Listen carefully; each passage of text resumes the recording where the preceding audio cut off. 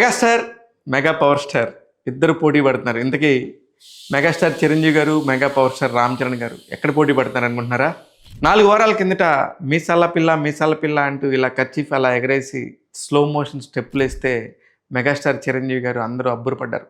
బా 7-10 వయసులో ఏంటి నయనతార గారి పక్కన చిరంజీవి గారు ఎంత ముద్దుగున్నారు, ఎంత క్యూట్గా ఉన్నారని చెప్పేసి అనుకోవటమే కాదు, వేల కొద్ది రీల్స్, ఏ సెలబ్రిటీ చూసినా ఎవరు చూసినా సరే రీల్స్ మీద రీల్స్ చేస్తూనే ఉన్నారు. కట్ 3 వారాల తర్వాత ఇంకొక సాంగ్ వచ్చింది. పెద్ద సినిమాలో రామ్ చరణ్ గారు చికిరి చికిరి అంటూ కాలు కదిపాడు. ఎక్కడో అడవిలో ఒంటరిగా, ఎక్కడ సెట్లు లేవు, ఏం లేదు, మామూలుగా ఎరగదీయలేదు.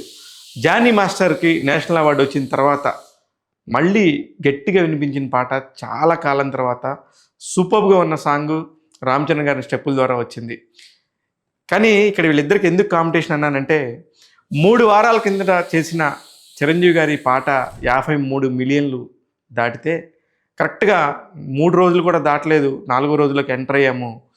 ఈ పాట పెద్ద సినిమాలోని పాట 40 మిలియన్లు మార్కుని దాటింది. అంటే ఎంత కాంపిటీషన్ నడుస్తుందో చూడండి. ఇద్దరికి, ఫాదర్ అండ్ సన్కి ఇద్దరికి ఫ్యాన్ బేస్, ఒకే ఫ్యాన్ బేసు, ఒకే ఫ్యాన్స్ అందరూ ఉంటారు.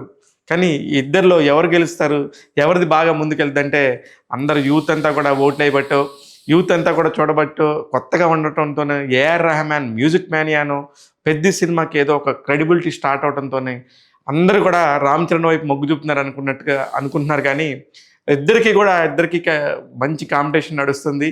కానీ ఇది చాలా హెల్దీ కాంపిటీషన్.